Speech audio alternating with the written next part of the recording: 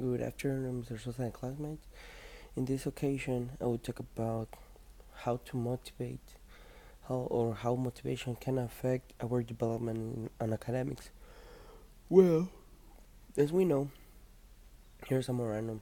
We don't have like a full motivation. All the motivation that we have is like our roommate telling us, okay, you need to study, you need to get better, you can have better grades, just try it. That's the point. Also, as a second point, we know that statistics are the basic of everything. If we start talking about a statistical result of how to motivate people, we need to run and we need to try to develop a statistical method. Also, first, what is motivation? Motivation, in most of the cases, we talk about motivation as a positive way, mostly.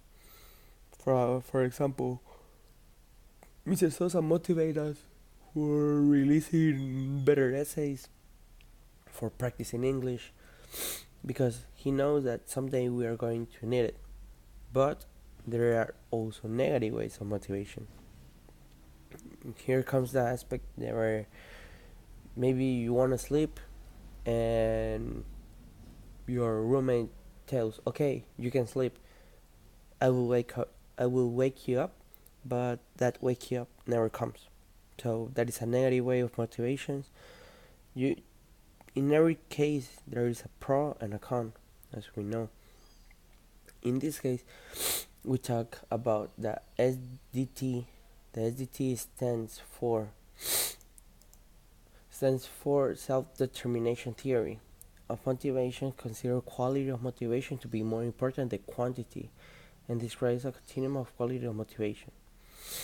As we know, really, since we are releasing an statistic method, we need an instrument, and that instrument is called alpha.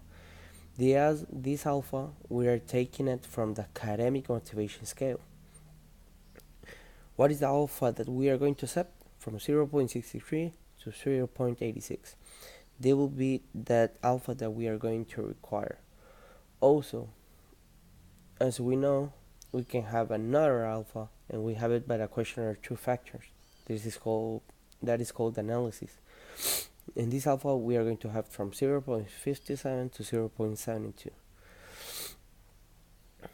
Also, what are the variables that we are going to have? We're going to have the motivational variable, we're going to have the story and related variables, and the academic and performance variable. That three variables are the ones that we are talking about. In the motivational variable, we have that range. We have on the crunch bunch alpha, we have 0.87, and on the 72 on the respective one, that is the questionnaire 2.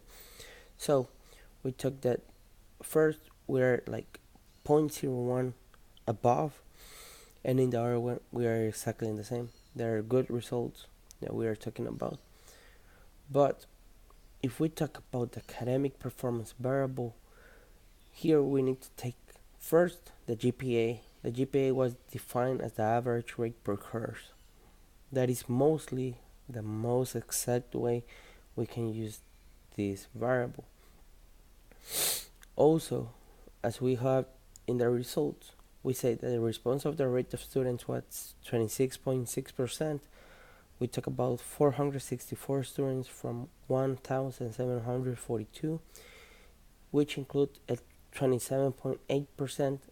So here we talk about that from the 462, the 27.8% males and the 72.2% females. They are the gender distribution. As we know, the motivation mostly comes always from the female. So the female try to make the compromise of telling the male one, hey, you need to study, or you need to release their activities.